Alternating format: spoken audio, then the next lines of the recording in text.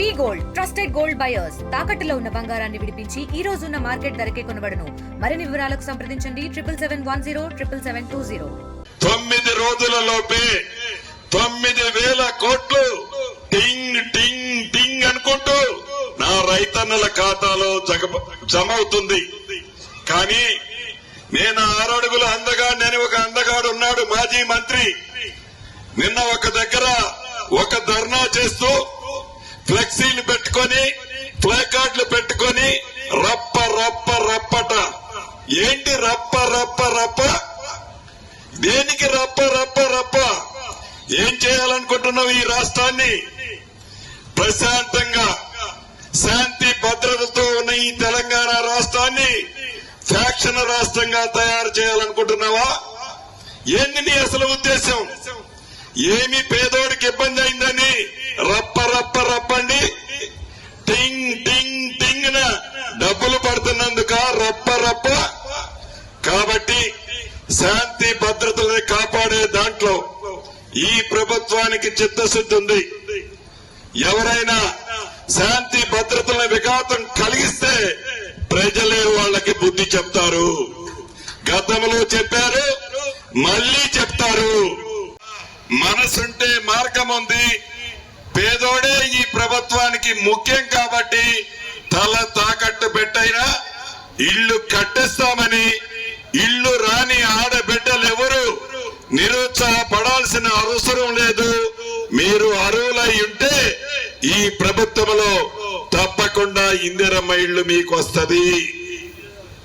అదే రకంగా ఇక్కడున్న కలెక్టర్లకి, మిగిలిన జిల్లా కలెక్టర్లకు కూడా 2 బెడ్రూమ్ లో గతంలో ఏవైతే మొండి గోడలతో దర్శనమిస్తున్నాయో ఈ రాబోయే కొద్ది రోజుల్లో ఆ మొండి గోడలకు దర్శనమిచ్చే ఇల్లు కూడా ఏ పద్ధతిలోనైతే పారదర్శకంగా ఇందిరమ్మ ఇల్లు ఇచ్చామో అదే పద్ధతిలో ఆ కట్టి సగం మిగిలి ఉన్న ఇల్లు మీరు లబ్ధిదారుల్ని ఫైనల్ చేయండి. దానికి బ్యాలెన్స్ అమౌంట్ కూడా ప్రభుత్వ పక్షాన రిలీజ్ చేస్తామని కూడా ఈ వేదిక ద్వారా ఈ నగరకల్లు నియోజకవర్గానికే కాకుండా రాష్ట్ర వ్యాప్తంగా ఉన్న ప్రజలకి ప్రభుత్వ పక్షాన తెలియజేస్తున్నాను. అంతేకాదు, భూభారతి ఆనాటి ధరణి గురించి అనేక వేదికలు రాష్ట్ర వ్యాప్తంగా తిరిగాను. న్యాయం చేయండి అయ్యా అంది. గౌరవ ఎమ్మెల్యే గారు అందరం ఆల్రెడీ ఫౌండేషన్ తీశాం. 200 పైగా ఆ ఊర్లో ఆనాటి ప్రభుత్వుడి నిర్వాహకం వల్ల ఏవైతే ఇబ్బంది పడ్డారో వాళ్ళందరికీ ఇల్లిచ్చి యుద్ధ ప్రాతిపదిక మీద రాబోయే 3 నెలల్లో ఆ ఇల్లుని కంప్లీట్ చేసే విధంగా ప్రభుత్వం చర్యలు చేపట్టింది. ఎందుకు చెప్తున్నానంటే ఆనాటి ప్రభుత్వం మాటలు ఎలా ఉంటాయి, ఆనాటి ప్రభుత్వం చేతలు ఎలా ఉంటాయి, ఆనాటి ప్రభుత్వం యొక్క ఆలోచన విధానాలు ఎలా ఉంటాయి అనటానికి నిదర్శనమే ఆ దత్తత తీసుకున్న గ్రామం వాసాల మర్రి కానీ, తెలంగాణ రాష్ట్రంలో రైతన్నల విషయం కానీ, ఇతరత్ర అప్పటి ప్రభుత్వానికి ఈ 18 నెలల మీ దీవెనలతో వచ్చిన ఇందిరమ్మ ప్రభుత్వానికి ఎంత తేడా ఉందో ఒక్కసారి మీరు గమనించండి. ఆనాటి ప్రభుత్వం అంతా సోకులు, మాది ధనిక తెలంగాణ రాష్ట్రం, మాయ మాటలు చెప్పటం, ఎక్కడికి పోయినా వరాలు ఇయటం, చివరిగా అక్కడి దాకా ఎందుకు మనకున్న పెద్ద టెంపుల్లో రాములూరి టెంపుల్, భద్రాచలం టెంపుల్ నా జిల్లాలో ఉంటుంది. అది ఆడికి రాములూరి సాక్షిగా 10 సంవత్సరాల్లో ఒక్కసారి వచ్చిండు కళ్యాణానికి ముఖ్యమంత్రి. ఆ ఒక్కసారి వచ్చి ఏమి వాగ్దానం చేసిందంటే ఈ టెంపుల్ అభివృద్ధికి 100 కోట్లు ఇస్తానన్నాడు. 100 పైసలు కూడా ఇలా, 100 పైసలు కూడా ఇలా. నిజం. అన్ని రెవెన్యూ గ్రామాలకి ఎంఆర్ఓ స్థాయి అధికారులు వారి బృందము పర్యటించి పేదవాడికి, రైతన్నకు, భూములున్న ఆసాములకి చుట్టములా ఉన్న చట్టం భూభారతి 2025 ద్వారా రాష్ట్ర వ్యాప్తంగా సుమారు 8,60,000 మంది అప్లికేషన్లు పెట్టుకున్నారు. ఇవన్నీ రాబోయే వారం రోజుల లోపే కంప్యూటరైజేషన్ చేసి ఇందులో న్యాయమైన సమస్యలన్నిటినీ ఆనాటి ప్రభుత్వం ఏవైతే ఇందాక మిత్రులు వీరేశం గారు చెప్పినట్టు, వీరేశం గారు చెప్పింది రాష్ట్ర ప్రజలందరికీ అర్థమైందో లేదో నాకు తెలియదు, కానీ నేను ఒక్క ముక్కలో చెప్తా. రైతు బంధు వారి స్వార్థం కోసం ఆ పింక్ కలర్ షర్ట్ వేసుకున్న వాళ్ళకి లాభం చేయటం కోసం నిజంగా భూమిలో ఒక వ్యక్తి ఉన్నాడు, పింక్ కలర్ షర్ట్ వేసుకున్న వ్యక్తికి ఆ భూమిలో పేదోడు ఎవడైతే ఉన్నాడో బలవంతాన ఆ పేదోడు భూమిని లాక్కొని ఈ పింక్ కలర్ షర్ట్ వాళ్ళకి పాస్బుక్లు ఇచ్చి రైతు బంధు ద్వారా వాళ్ళకి ప్రభుత్వం లబ్ధి చేయాలని ఒక దుర్బుద్ధితో చేసిన కార్యక్రమం అది. ఒక్క నగరకల్లు నియోజకవర్గంలోనే కాదు, రాష్ట్ర వ్యాప్తంగా అన్ని రెవెన్యూ గ్రామాలలో ఇటువంటి కార్యక్రమాన్ని ఆనాటి ధృతరాష్ట్ర పాలనలో చేశారని చెప్పటానికి నేను సంకోచించటం లేదు. దీన్ని ప్రక్షాళన చేయటానికే, పేదవాడికి అండగా ఉండటానికే, పేదవాడి కళను నెరవేర్చడం కోసమే ఇందిరమ్మ ప్రభుత్వం ఉంది. కాబట్టి ఇటువంటి తప్పులన్నిటినీ ఈ భూభారతిలో పూర్తి ప్రక్షాళన చేసి రైతన్నలకు, భూమి ఆసాములకి పూర్తి భద్రత ఈ ఇందిరమ్మ ప్రభుత్వంలో కల్పించడమే మీ ప్రభుత్వం యొక్క లక్ష్యమని కూడా ఈ వేదిక ద్వారా తెలియజేస్తున్నాను. ఆగస్టు 15వ తారీఖు నాటికి నాకు తెలిసి ఏవైతే ఈ 8,60,000 అప్లికేషన్లు వచ్చాయో న్యాయమైన వాటిని అన్నిటినీ దేశానికి స్వతంత్రం వచ్చిన రోజు ఆగస్టు 15, ఆ రోజు నాటికి తెలంగాణ రాష్ట్రంలో ఉన్న భూముల ఆసాములకు, రైతన్నలకు స్వతంత్రం ప్రకటించాలన్నది మీ దీవెనలతో ఉన్న ఇందిరమ్మ ప్రభుత్వం యొక్క లక్ష్యము. దీంట్లో అధికారులందరూ కూడా చిత్తశుద్ధితో, ఇందాక పెద్దలు గుత్తా సుఖేందర్ రెడ్డి గారు చెప్పినట్లు చిత్తశుద్ధితో చట్టాన్ని అయితే అద్భుతమైన చట్టాన్ని చేశాం. ఈ చట్టం పేదవాడికి ఉపయోగపడే విధంగా, పేదవాడికి లాభం జరిగే విధంగా, మంచిని మంచిగా చెప్పే విధంగా, మంచి ఆ బిఆర్ఎస్ వాళ్ళు అడిగినా అది న్యాయమైతే వాళ్ళకి కూడా అన్యాయం చేయమని ఈ చట్టము చెప్పదు. గౌరవ ముఖ్యమంత్రి గారు చెప్పరు, నేను కూడా చెప్పను. మంచి న్యాయం ఉంటే నీది ఏ పార్టీ అయినా సరే, ఇందిరమ్మ ప్రభుత్వం అంటే పేదోడి పొట్టగొట్టే ప్రభుత్వం కాదు, పేదోడిని భుజము తట్టే ప్రభుత్వం అని కూడా ఈ వేదిక ద్వారా తెలియజేస్తున్నాను.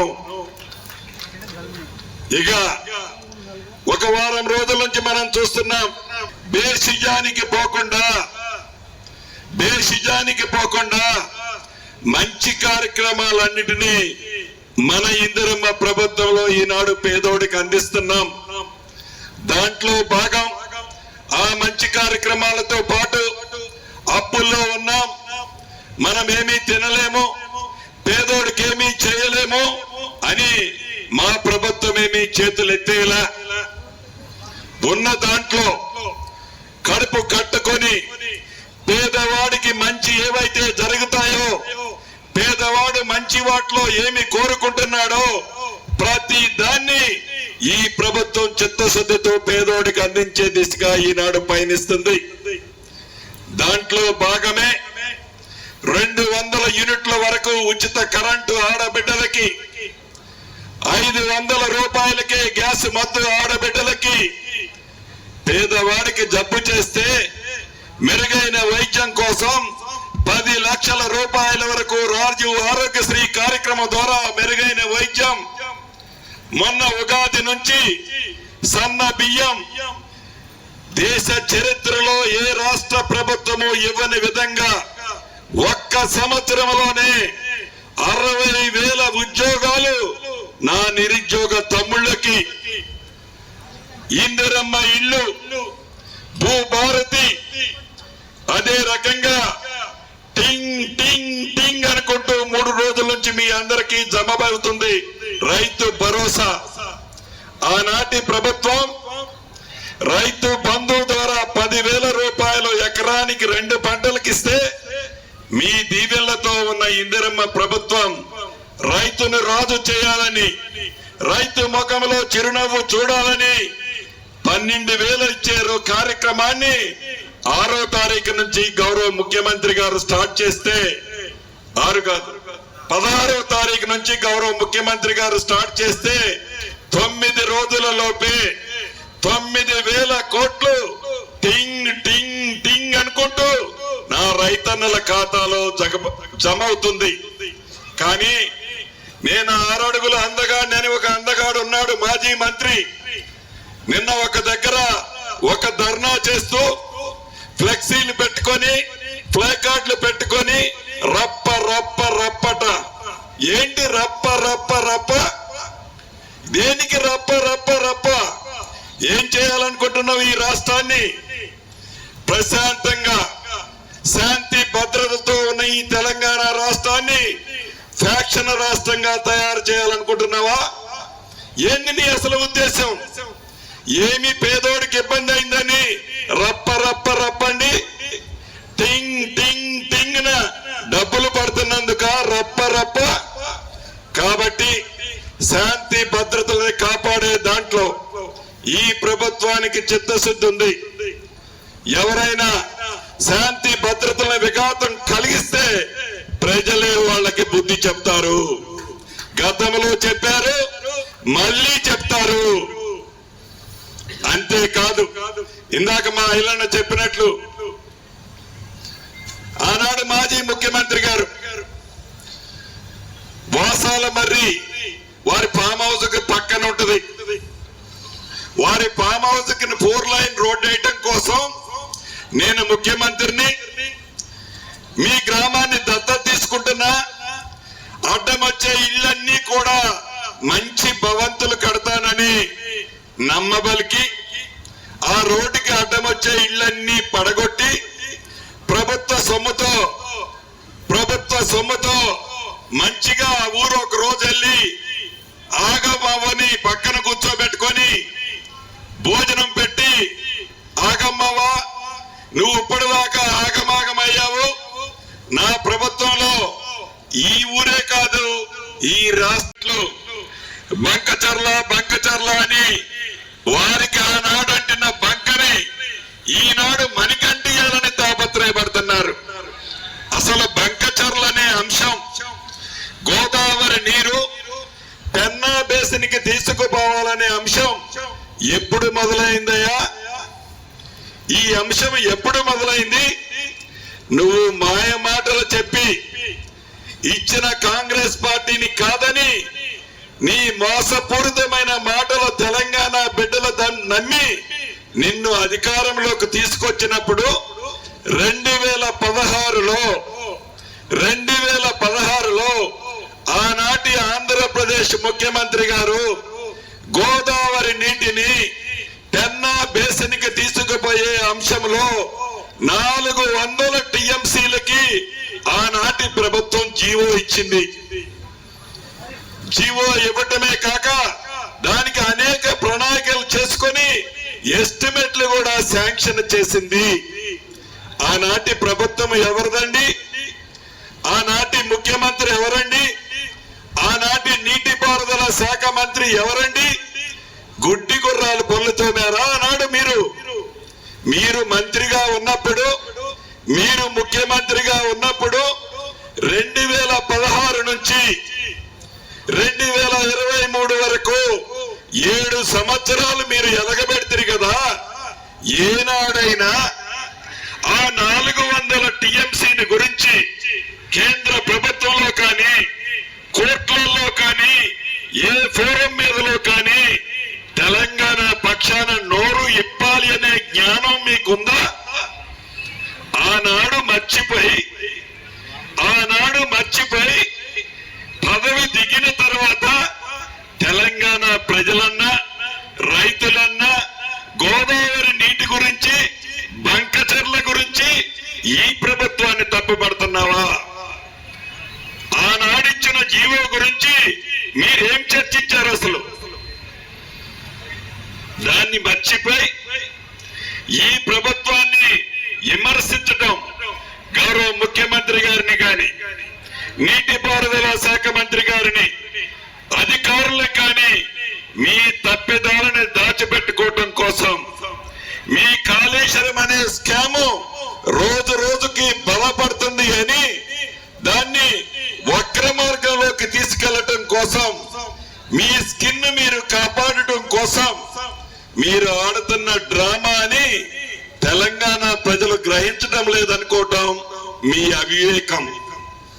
అంతేకాదు అయ్యా మాజీ ముఖ్యమంత్రి గారు, అయ్యా మాజీ నీటిపారుదల శాఖ మంత్రి గారు, ఏం కమిషన్ మిమ్మల్ని పిలిస్తే మీరేమన్నా పైనుంచి దిగొచ్చిన దేవుళ్ళ? తప్పు చేశారు కాబట్టి తప్పు రుజువు కాబోతుంది కాబట్టి భుజాలు తడుముకుంటున్నారు. గుమ్మడికాయల దొంగ ఎవరంటే భుజాలు తడుముకున్నట్టు భుజాలు తడుముకుంటున్నారు. తప్పు ముమ్మాటిగా చేశారు. మీరు నిజంగా నిస్వార్థపరులైతే మీరు ఈ ఉమ్మడి నల్లగొండ జిల్లా మీద ముసలి కన్నీరు ఇప్పుడు కారుస్తున్నారు. ఏదైతే ఆనాడు దివంగత నేత వైఎస్ రాజశేఖర రెడ్డి గారు ఏదైతే సొరంగ మార్గాన్ని ప్రారంభిస్తే జలయజ్ఞంలో భాగంగా గ్రావిటీతో శ్రీశైలం నీరు ఈ పోరేడు ప్రాంతమైన నల్లగొండ ప్రాంతం సస్యశ్యామలం అవే ప్రాజెక్టుని ఏనాడైనా మీ 10 సంవత్సరాలలో ఆనాటి తెలంగాణ రాష్ట్రంలో ఆ ప్రాజెక్టుని పూర్తి చేయాలని కనీస ఇంగిత జ్ఞానమైనా మీకు వచ్చిందా? ఇండియా పాకిస్తాన్ ఉద్రిక్తతలపై లేటెస్ట్ అప్డేట్స్ కోసం డౌన్లోడ్ చేసుకోండి RTV లైవ్ యాప్.